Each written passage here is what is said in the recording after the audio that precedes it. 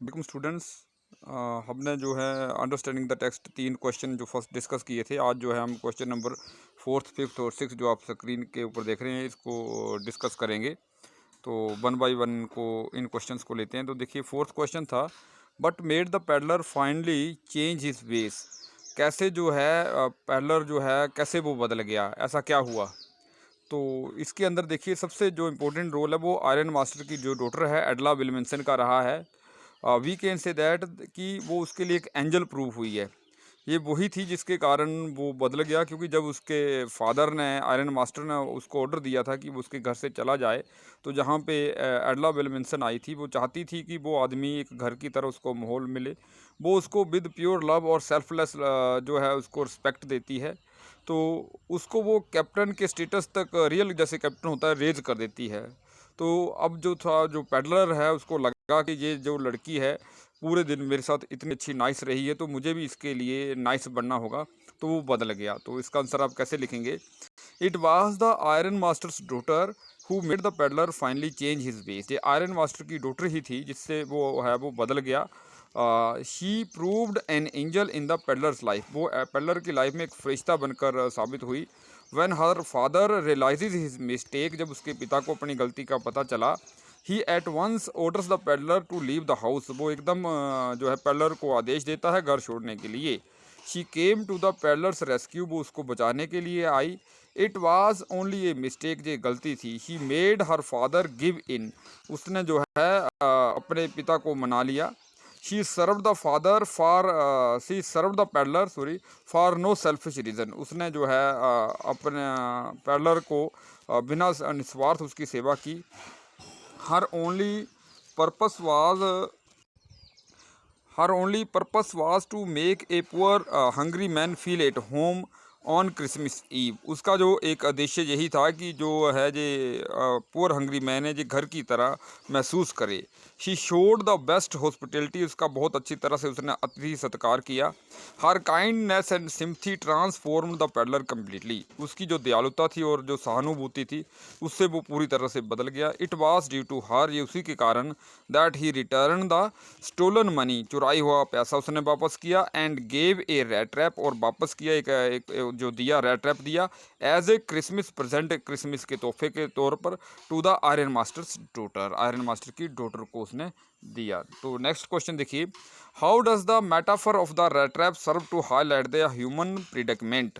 जो राइटर है इसमें मेटाफर यूज़ करता है रेड ट्रैप को, इसमें कैसे मानव दुर्दशा को दर्शाया गया है। तो इसके आंसर में आप कैसे लिख सकते हैं। मेटाफर का मतलब होता है कंपैरिजन, लेकिन कैसा कंपैरिजन, इनडायरेक्ट कंपैरिजन। जैसे मैं बोलूँ शी इज़ मून, तो मैंने शी को मून बोल दिया, तो it means I am comparing her with A moon. मैं उसकी मून से तुलना कर रहा हूँ। तो इस चीज़ को हम इस तरह का जो कंपैरिजन है उसको मेटाफर कहते हैं। तो देखिए, the author uses rat trap as a metaphor in the story. जो ऑथर है वो रेड ट्रैप को एक मेटाफर के रूप में प्रयोग करता है। The world is compare to a rat trap in the story. जो संसार है वो उसके एक चूहेदानी से तुलना की गई है। दिस वर्ल्ड इज नथिंग, ये संसार कुछ नहीं है, but a big rat trap, एक बड़ी चूहेदानी है। All the things of comforts and luxury are mere weights.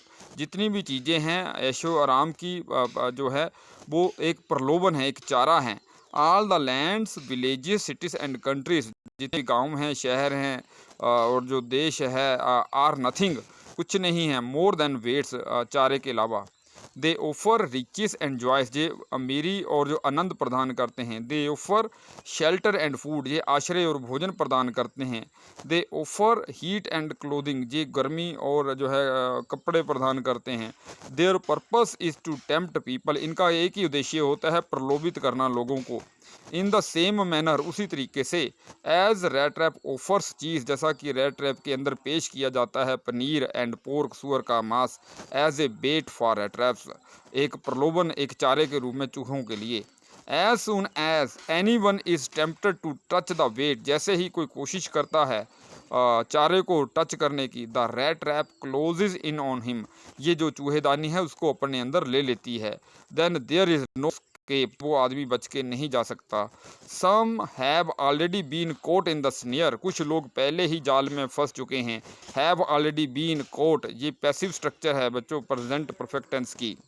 And others are still circling around the bait, और कुछ लोग अभी भी जो चारे के इर्द गिर्द घूम रहे हैं। नेक्स्ट देखिए question, the peddler comes out as a person with subtle sense of humour.